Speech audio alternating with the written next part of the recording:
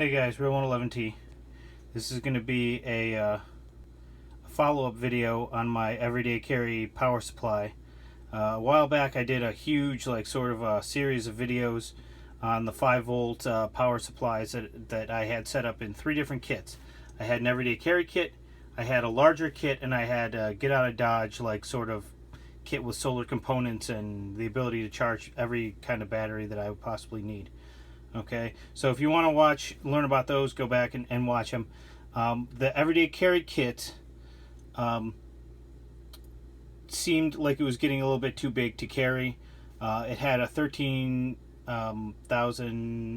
milliamp hour, 13,400 milliamp hour Anker battery in it. And what I was finding is I was never really using the whole capacity there. So Anker came out recently with this item, which is the powercore Fusion, which is a combination power port 2 basically, and a 5,000 milliamp hour power core. So in the bottom here there's one 5,000 milliamp hour 26650 battery, and then 2 of the kind of hard to see, it won't focus on the all black construction. It's super stealth, guys. Anyway, it's got 2 of the Power IQ ports. Okay, so I carry that, and I'm carrying one of the brand new powerline 2s because I had a couple of the older ones kind of fail on me, which happens no matter how good the cord is, it seems, eventually. But I found that the Anker power lines last a really long time. Okay, and this one does seem a little bit beefier even than the regular power lines. And then the other item that I carry is this sort of dual use Thrunite C2. Now I never did a proper initial sort of review on this because I had problems with it right out of the box, and I don't think there are problems with the actual device though. Okay, what I found when I plugged in my iPhone here is it would charge for a few percent and then the device would shut off.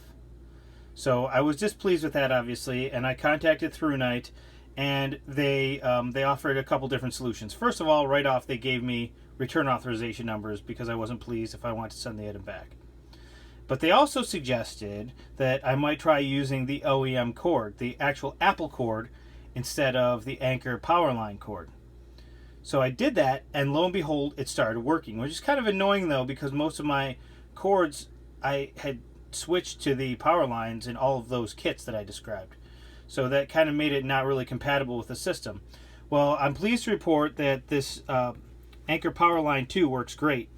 You know, what I find is if I get my phone down to about 35-40%, I can top it right back off with this, and then that's pretty much what is in there is a 3,400 milliamp hour Thrunite 18650 in there.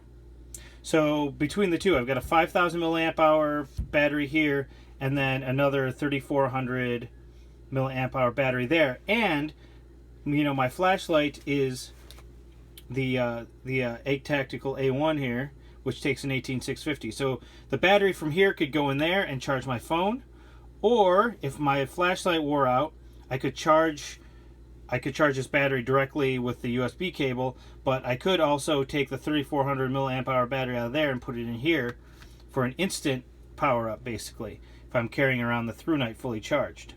So that gives me some flexibility. And then the other item is this Powerline micro USB.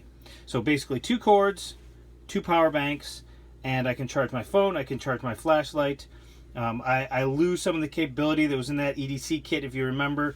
When I put that together, I was carrying an AA flashlight, so I had the X-Star Hummingbird in there, and then when I switched to the 18650 light, I put an X-Star MC1 or a Nightcore F1. I can't remember exactly what I put in there, but I had 18650 chargers, I had this, that, and the other thing, and it was getting kind of heavy, and I started carrying more medical gear lately, so that was taking up room in my pocket. So I thought this was a good sort of a minimalist solution. Now the other thing I lose is I lose the car capability. The other kit had one of those power drive 2s in it, the 12 volt adapter. And I do not carry that on my person at this point. But always in my car, there is that power drive in the cigarette lighter socket. So if I really needed it, I've got one probably with me. And unless I have one of those other kits, in which case I definitely have one with me. But if I was in a position where I was driving somewhere with somebody else, I would have the two power banks if they didn't have a spare USB port. So that's just my my setup right now. I've been driving with other people less, basically, so it's been less of a concern for me. But this between these two batteries, that's a good sort of sustainment charge. I've never had a day where I've run through both of these in the last few weeks, at least, that I've been using the system, and I've run them both dead. But if I did, the neat thing about the this Fusion power drive is that when you plug this in, okay, it'll switch back and forth. It'll charge your it'll switch to a charge through mode. I don't know if I can make it display. It's not plugged in, it probably won't do it. But it has a charge through mode that it'll go into, where essentially it's just like a power port 2. And then when your device that you have plugged in is charged, it'll switch back and it'll charge up the 26650 in here. Okay, so that's neat. And it comes with your standard sort of mesh pouch, and I found that both those cords can kind of coil up right inside of it. Yeah, just a little bit of an update. This thing, it's been working great, and it does pretty much exactly what it says on the box. One thing that I noticed that was a little bit strange, but there's nothing wrong with it necessarily. It kind of makes sense. If you've ever had a cord that is kind of wonky, and your device will make that little chime that it's charging, and then it won't be charging, and it'll make the chime again. It's a clear sign that your cord is going. It's a little bit hard to tell with this, because when both the batteries are almost topped off, it'll charge your device, and then it'll stop charging your device. It doesn't go into a trickle charge mode, unlike the actual PowerPort 2. It'll charge it till 100%, and when the device says, okay, I'm done, it goes and it switches modes and starts charging the onboard battery. And then when your device wears down, it'll switch modes back, and then you'll get that chime again. So there's not necessarily anything wrong. If you're a very light sleeper, it might be a problem if you're going to use this, like at a hotel, because, every hour or so it's going to chime back on, depending on how much juice your phone uses while it's just sitting there. It'll click back on and it'll go ding, saying that it's charging again.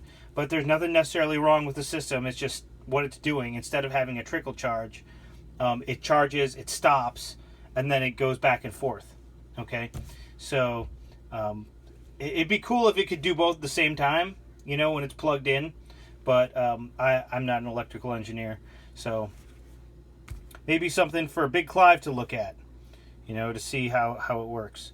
And the other thing that you see on here is in addition, if you were, say, in your car and you did have a 12 volt adapter, it has that micro USB in, so that if you did not have access to your primary way of charging the power bank, which would be just plugging it into AC, you could charge the power bank through micro USB, just like a regular power bank. So, and then you got your two ports up here. So it's been a pretty neat little device. When I heard it was coming out, I was really excited, and it took a long time to come out, but once it came out, so I think I paid about $25 for it. I've seen it on sale for less than that, but yeah, definitely something worth looking into. A great EDC item. Thanks for watching.